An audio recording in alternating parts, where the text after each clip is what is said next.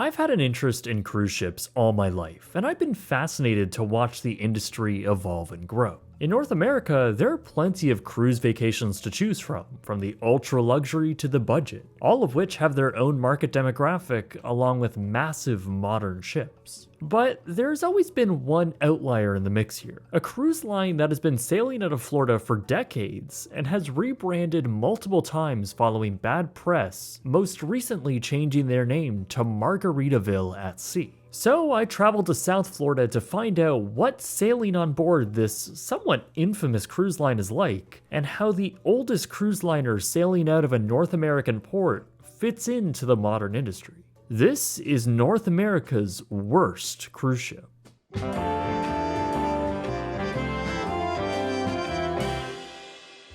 Margaritaville at Sea has a long history of ultra short and ultra cheap cruises. The company's lineage dates all the way back to 1999 with the creation of the Imperial Majesty Cruise Line, a budget cruise company that offered 2- and 3-day cruises. The line ultimately rebranded following the retirement of their very old ships in 2008, with the new name Celebration Cruise Line. They purchased an old ferry that had been converted into a cruise ship and renamed it to the Bahamas Celebration. The line continued to operate these very cheap cruises until 2014, when disaster struck. The Celebration was departing Freeport, Bahamas when it collided with underwater rocks. The ship was able to return to port, but clearly taking on water. All passengers were evacuated and the flooding was contained. However, the ship was declared a total loss. Passengers who were on board were not happy, and the company received a lot of bad press from this event. So much so that by the next year, the same executives have formed a new company called Bahamas Paradise Cruise Line. In doing so, they purchased a former Carnival ship and renamed it the Grand Celebration. They also purchased the Costa Classica and renamed it to the Grand Classica.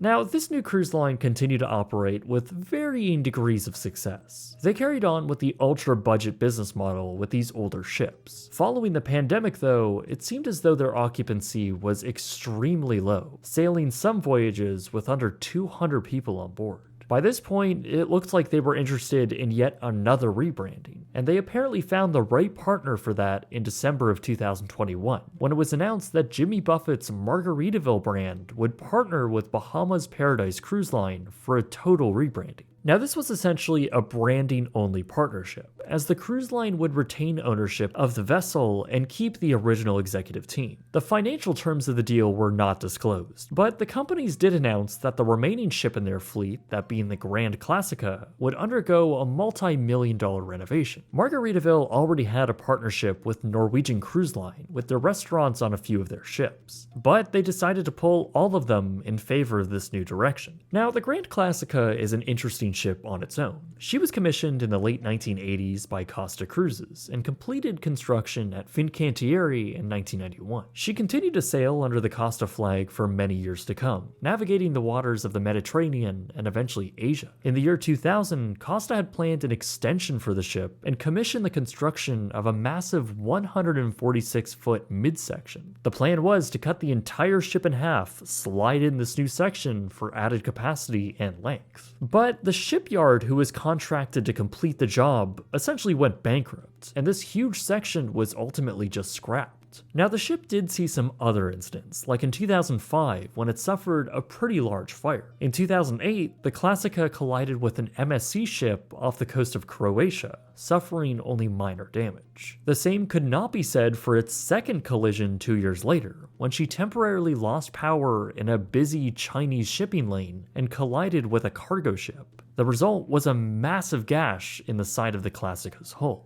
So yeah, the ship had a storied career, and by 2018, the vessel was brought to North American waters and began her second life as a cruise to Freeport, Bahamas, and back. It became one of the oldest major cruise ships to operate out of an American port, and one of, if not the smallest to do so, at just 53,000 tons and 722 feet long. But even after its multi-million-dollar renovation and transformation into the Margaritaville At Sea Paradise, yes, that's its actual name, the ship was given a no-sail order by the Coast Guard in July of 2022, after they found, quote, several issues that put the safety of the passengers and crew in danger.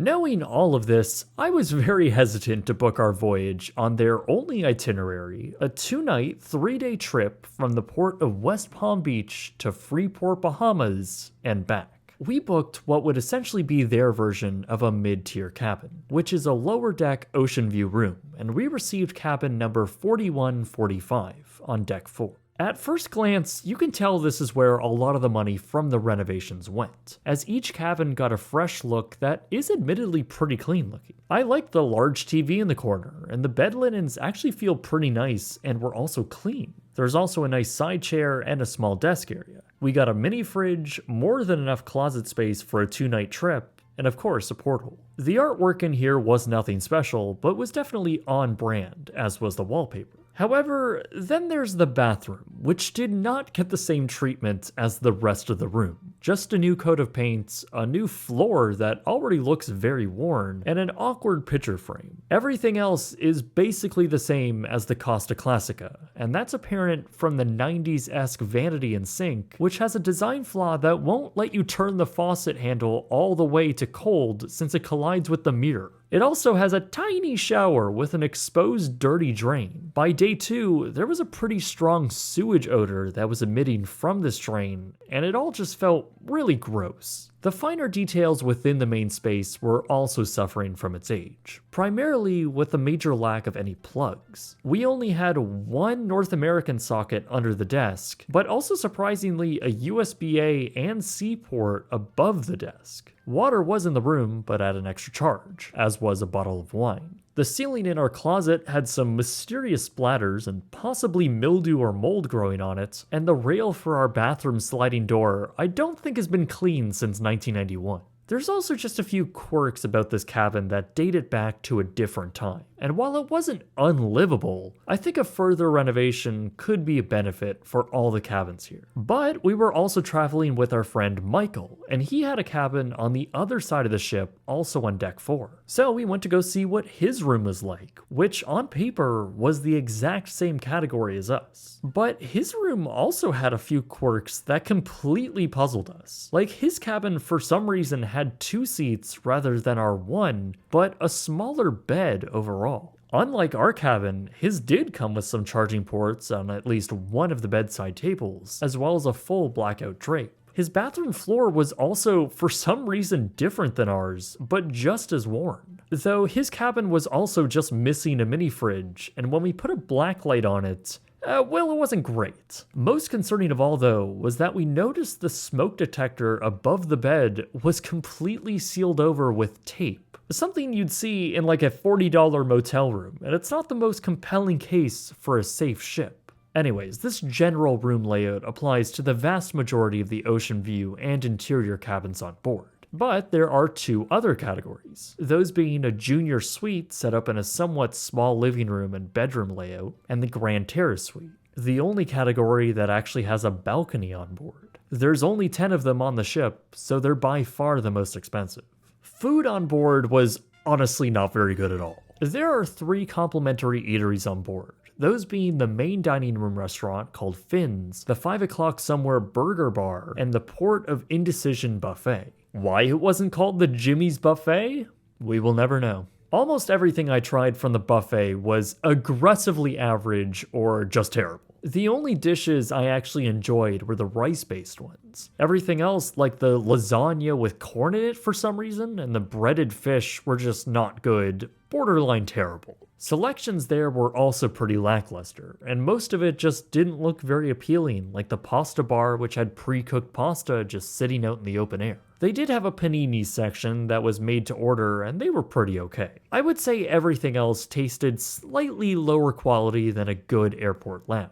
Around back was the burger bar, which prior to our voyage used to be at an extra cost. Now they're complimentary, and our burgers there were also okay. The patties were actually pretty decent, but the buns were very stale, though they were somehow still better than what I had on the Celebrity Solstice. Finally, there's the main dining room, Finn's. We ate there both nights, and I think the consensus was that all of our meals were below or just average. There were really no standouts, but the shrimp I had was pretty good despite it being a little uninspired, and the Jimmy's Jambalaya was also pretty okay. Michael's pasta came out cold, which was really a theme for all of the food on the ship, and on our second day, I ordered the blackened salmon, which was ironically the most flavorless salmon I've ever had. We would have ordered other dishes to try out, but to our surprise, you can only order one entree per person. Anything additional would be at an extra cost. So on top of the complimentary options on board, there are also 3 other upcharge food venues. Those being Frank and Lola's Pizzeria, the Margaritaville Coffee Shop, and the JWB Prime Steakhouse. Since there was no casual complimentary snack options in the hours when the buffet was closed, we opted to pay for a pizza one night, and it was actually pretty good. It was around $12, and it was by far the best thing we had on board the ship for the whole voyage, partially due to it actually being hot. Across from that is the coffee shop, which has a variety of coffees all at an extra cost. They also have desserts for $5 each, as well as ice cream and gelato. Michael got a bowl of their alcoholic chocolate ice cream that didn't really taste like chocolate, more like crushed up cinnamon toast crunch. It was really weird and not very good. Michael and Emmi both got coffees on both days of the voyage, and the consensus came to be that the quality was unpredictable, with a slight chance that you'll end up with an undrinkably milky drink. Finally, there's the JWB Prime Steakhouse, which we had planned to go to, but after hearing some poor reviews, we decided against it since it was $60 a person. Now, bars, as you can imagine, are plentiful. Most of the bars are mixed in with the larger public venues like Euphoria and Keys on the Water. There's also a few up on the pool deck, but the very best is the 5 o'clock somewhere bar, where it's actually a decently themed atmosphere, perhaps the best on the entire ship. This was a cool space, and at 5 p.m., I don't know if this was a coincidence, but they actually played the Jimmy Buffett's 5 o'clock somewhere song. That's genuinely fun and a creative touch. Now, I'll talk a little bit more about the actual design of these spaces later, but as for the drinks themselves, well, they're expensive. We got a few during our time on board, and all of them were very pricey. We did find some friendly bartenders later in the trip who gave us generous pours, but at most bars, you can find similar mixed drinks that are smaller than a salt shaker for $17. The quality of them ranged from good to just okay. But what is there to do other than getting drunk? Well, not much. If you take a look at their daily activity list, the actual activities are pretty sparse. Most of them are just things you can already do around the ship, like play table tennis. The majority of the rest are all music related, with a few DJs and a few live performances. But there's also just some that are truly baffling, like the Margaritaville TV Jimmy Buffett concert video. We were morbidly curious and decided to go check it out. What we found was a room playing exactly what it described, just a projector set up playing old Jimmy Buffett concerts. Except the venue's music playlist was also playing at the same time, so it was just a horrible mashup of 2 music tracks playing over each other. Equally as weird was the character meet and greet with the ship's mascot. I don't know what it's actually called other than Your Favorite Parrot, which might actually just be its name. It only makes one appearance through the whole cruise, and only for 45 minutes. Now, the actual entertainment was pretty okay. The headlining event, though, is 2 major shows, Caribbean Heat and the new Radio Margaritaville Live at Sea. Both were more or less jukebox musicals, with the latter being their new flagship show from the recent renovation. Considering this is all Margaritaville themed, I was expecting a lot more Jimmy Buffett action. But instead, we got a lot of unrelated music through the decades. Like in the 70s portion, they just played Lizzo. The last song of the show was Margaritaville, but this was a little confusing since I know I had seen a stage show that seemed a lot more Jimmy Buffett themed. Well, it turns out there originally was a show that did that, but it has now been replaced by this. Now, you might have noticed that the theater this was all being shown in looks very small. And it definitely is. It's also one of the last places on board that really shows the Costa origins, with its walls adorned by quite beautiful Italian mosaics. Now, looking at all of this from a design perspective, the Paradise is wearing a pretty ugly livery, and in true Margaritaville style, it has large Jimmy Buffett quotes painted on the side. You'll also notice that this is one of the last few ships still sailing in North America that has its lifeboats towards the top decks. Most cruise ships now have them lining a promenade deck around 4 decks above the water. This isn't the case here, as the only public deck closest to the water is all the way up on deck 10. You might also notice the lack of any balconies. As I mentioned earlier, there are only 10 of them on the entire ship. The rest of the cabins and public spaces on board all get their light from these rather small portholes. And I found that to be an issue in the larger spaces that are meant to be gathering points for a lot of people, as they all feel very dark and closed off. The larger windows on deck 8 are much better, but the whole lobby area feels very dark, as is the buffet, which is already very tight with a weird table layout and windows that are facing directly into lifeboats.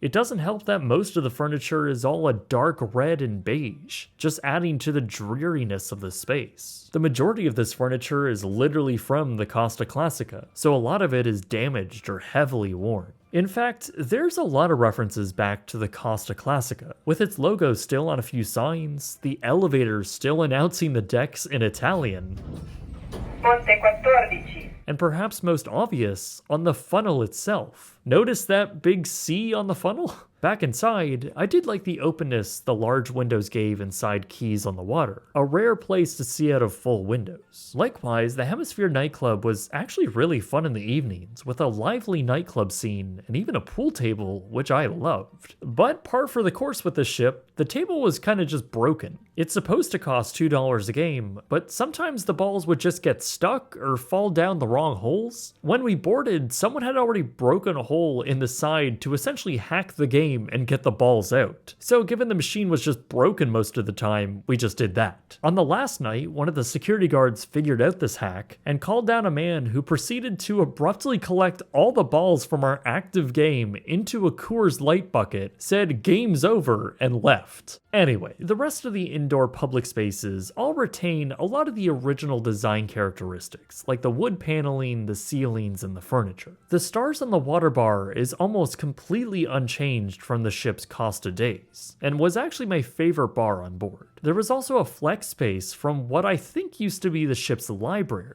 Today, I guess it's still considered a game room and library, but with the worst selection of both activities. There's maybe 5 deteriorating games and like 25 books, though most of them are in Italian and not exactly the reading material you think would be a page turner on your 2-night cruise. There's also some shops with tacky cigarette shelves and gold by the foot, music being played on personal speakers, and a photography studio that lets you take your picture with the backdrop of Club 33 in Disneyland or the staircase of the Titanic. There's also a spa with a surprisingly well-equipped gym, but not much else. The relaxation room is right beneath the very loud pickleball court, which isn't very relaxing. Speaking of which, up on deck there isn't a whole lot. The Paradise only has 2 pools and 2 hot tubs. The main pool deck is pretty sparse, with a decently sized square pool with some seating around it. That includes daybeds underneath a very long and weird catwalk thing. Towards the aft of the ship is the second similarly sized adults-only pool, though it's really showing its age, with a tiled entry and very limited seating. It's also surrounded by 5-foot steel walls that block any ocean view, though I will say the 2 hot tubs that are directly its aft do provide some pretty decent views. On the deck above, you'll find the running track, but that entire deck is fitted with AstroTurf, which I don't really get, and it's pretty slippery up there if it rains. Things are not much better below though, as the teak deck around the aft pool is in very rough condition, and could be pretty hazardous for someone walking barefoot over it. And that's a very common theme I've found across this ship, the severe level of wear and tear this vessel has sustained. The Paradise is now over 31 years old, and in a lot of ways outside of the physical design, it shows. Many of the larger windows around the vessel have clearly been replaced or repaired over time, and besides them looking very dirty, some just don't have their UV protection on, and that causes smaller spaces inside to become very warm when the sun is on them. A great example of this is the gym, which should be set cooler than any other space on board since people are being active inside. Instead, it's far warmer than any other space due to the heat from the windows. Plus, it doesn't even have any accessible drinking water. Likewise, many spaces suffer from a lack of adequate air conditioning. Really, the whole ship suffers from spaces that are rough around the edges, and in many places, it just looks dirty and stained.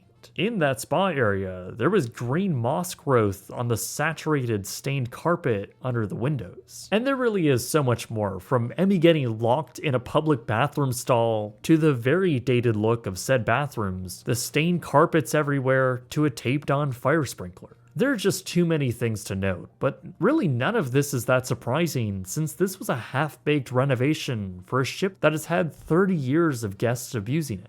Really, it all feels so cheaply put together, and while this ship claims to be a Margaritaville resort on the water, very few spaces actually provide the same level of theming as you would find at a Margaritaville resort. Everything else is just the spaces they inherited with a slight color change, some added Jimmy Buffett quotes, and some tropical stock photos. It feels very corporate and like nobody actually cared. That's best exemplified by this artwork hanging outside the specialty restaurant. I mean, someone seriously thought this looked okay to hang in a public space. It's embarrassing. This really hinders the experience as a whole, and it doesn't help that you're being bombarded at every chance for an upsell. On the first day you board, that upselling begins at the terminal as you're whisked over for a photo op and pitched on various shore excursions, premium dining, and drink packages. Once you get to the buffet for lunch, you're asked numerous times if you want to buy drinks, or better yet, get a whole package. Everything else is just done on the cheap. Throughout our entire cruise, I was wondering where I could find water, and it turns out for a cruise that is all about relaxing and drinking your cares away, it's very hard to actually hydrate. The only way you can get water is either from one place at the buffet or at the bars, which they'll proceed to give you a plastic cup and a plastic straw. That's actually very aggravating to me, since during our muster drill, which was a chaotic episode in of itself, where they said they would prioritize women, children, and the sick first, like it's the Titanic.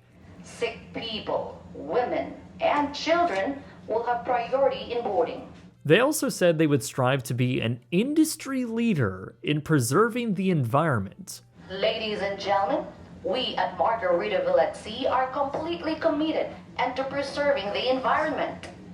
Our goal is to be the industry leader in these endeavors. Which is just such a stark corporate load of crap. Those words mean absolutely nothing. This is a diesel-powered ship with 30-year-old engines where they serve plastic cups and straws. I literally don't know how they could be any more worse in that sense. Now, like I mentioned at the beginning of this video, the Margaritaville At Sea Paradise only sails to one destination, and that's Freeport on the island of Grand Bahama. Now, I love the Bahamas and many parts of it, but this was by far the worst cruise port I have ever been to. Margaritaville actually owns their own terminal there, and it just so happens to be in the middle of nowhere. There are a few touristy vendors at the port, but other than that, it's essentially just a staging area for paid excursions. Otherwise, it will be, no joke, close to an hour's worth of a walk to get to a nice beach. So it's basically pay a high price for a curated excursion or facilitate your own transportation, which will also likely be quite expensive.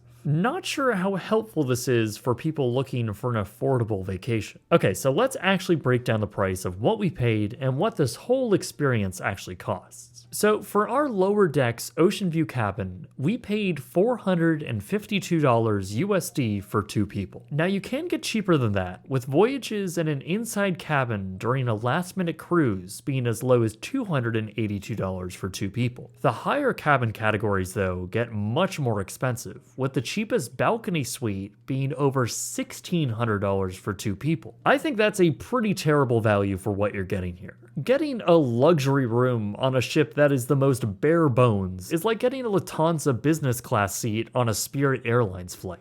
The rest of the experience will not match what you're paying, especially when there are so many other ways to spend that money on a much more superior ship. Now for the value on the lower tier rooms, well, it's actually kind of interesting. It's important to note though that the ultra low fares when browsing the website are a bit deceptive, as they're priced per person, and in both our cases, for the cheapest voyages I could find, the port taxes and fees were more expensive than the base fares. So with our $450 cruise, I kept thinking about why this product exists. At its core, this is a vintage cruise ship that has been branded as a floating island, one that brings you to paradise, that being Freeport. But I really see this more like a budget airline. Now, you're either in the market for at least one of three reasons by choosing to do this. Either you're looking for the absolute cheapest way to get on a cruise ship, you only have a short time off of work for a micro vacation, or you want to find the cheapest way to get to the Bahamas. I actually take issue with all three of these reasons, since there's actually cruise ships already out of Florida that are cheaper than this, like MSC, which also sails 2-night cruises out of Miami to Nassau, a far better port of call and arguably a more convenient departure port. The total cost for a cruise aboard that would be $338 for 2 people, which is actually $100 cheaper than what we paid. Now there's something to be said about the quality of MSC as well, but there's absolutely no doubt in my mind that a voyage on the MSC Divina would be far superior than this. That also aligns well with those who can accommodate a 2-night trip as well. But if you're willing to stretch your budget and vacation time, you can find the cheapest cruises aboard Royal Caribbean for $598, Celebrity for $675, and Carnival for $687, which is somehow the most expensive of all of these for a much worse product. Regardless, my issue with the pricing for Margaritaville is that it contradicts the reasons why someone would want to go on this. If you have a tight budget, but also want to cruise and see the Bahamas, you're not really getting either of those. You're in port for the majority of the daylight hours, and even when you are moving, you'll probably wish you weren't. When you arrive in Freeport, you have no choice but to spend more money to experience the actual island. And it's not like seeing it from the ship is all that picturesque. If you care more about partying and enjoying some food, then stay at an actual hotel and go to a local bar where drink prices and quality will be way better than what you'll find here. You'll also skip the stressful embarkation and debarkation process. It really is like Spirit and Frontier, where the ultra low-cost fares seem appealing, but if you want to actually do anything or go experience the destination, then you'll need to spend hundreds of dollars more to do so. We ended up paying another $250 just on a few drinks and pizza. So at that point, why are you making the sacrifice of the quality of the ship, cabin, and food when there are better options out there? Now, in fairness to Margaritaville, they do offer some unique deals, like a cruise and stay package, where you can take the transit to Grand Bahama, stay for as long as you want, and then take the cruise ship back to Florida. They also introduced the Ultimate Paradise Pass, and for $900, you can cruise on the ship for an unlimited, non-consecutive amount of times through the year. It's a very interesting system, acting essentially as a season's pass for a cruise ship, which is an industry first. Okay, so let's give the Margaritaville At Sea Paradise an actual numbered score. I call my system Jake's Is It Any Good score, and it's based on 5 different categories, each out of 10, for a potential perfect score of 50 out of 50. Let's start with the staterooms. Our cabin was decently sized with comfortable appointments, though as we've learned, not all are the same, and there are a lot of old and tired looking fixtures, mainly the bathroom, which was small and kinda disgusting. It's a 3 out of 10. Food was honestly the worst part of the experience for me, with breakfast and lunch offering slim choices and bad quality. Dining room food took a long time to be served, was bland, uninspired, cold, and left me hungry afterwards. Even the upcharge offerings weren't very good, so it's a 2 out of 10. The ship itself has not been designed to operate in the modern cruise market, and that's honestly most apparent since Costa drastically upgraded her sister ship and even then scrapped her in 2020. It's a 1 out of 10. The experience, however, does have some upsides. Regardless of the bombardment of upselling and the bad smells and the just overall lack of Margaritaville on a Margaritaville cruise, the crew on board were actually some of the best I have ever met on a cruise ship, and we did make some friends with a few passengers at the club. I'll give it a 3 out of 10. Finally, there's value. With the context of this being one of the cheapest cruise ships you can possibly go on, it does put everything into perspective. But at the same time, you're just on a polluting ship that you can do very little on that goes to a place that you can also do very little on. I think there are better options out there, and because of that, I'm giving it a 5 out of 10. That brings the total score to 14 out of 50, which, yeah, that's pretty bad.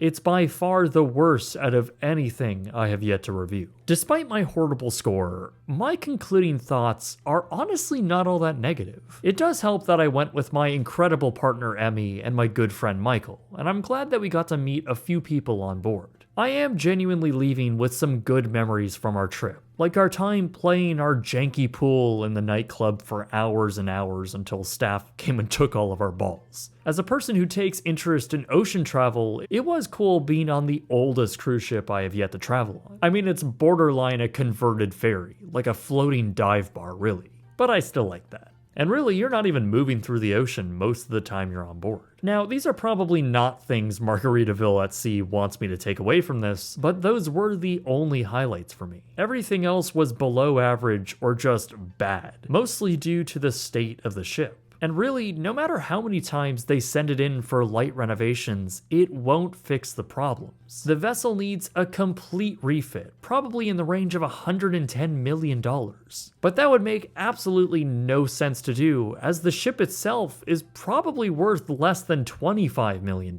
So I don't know where they'll go from here. Maybe another new ship will be brought into the fleet to replace this one, or maybe the company just won't be able to find a continuous stream of people willing to spend money on this micro cruise experience. From my perspective though, this really is North America's worst cruise ship. My name is Jake, and thank you very much for watching.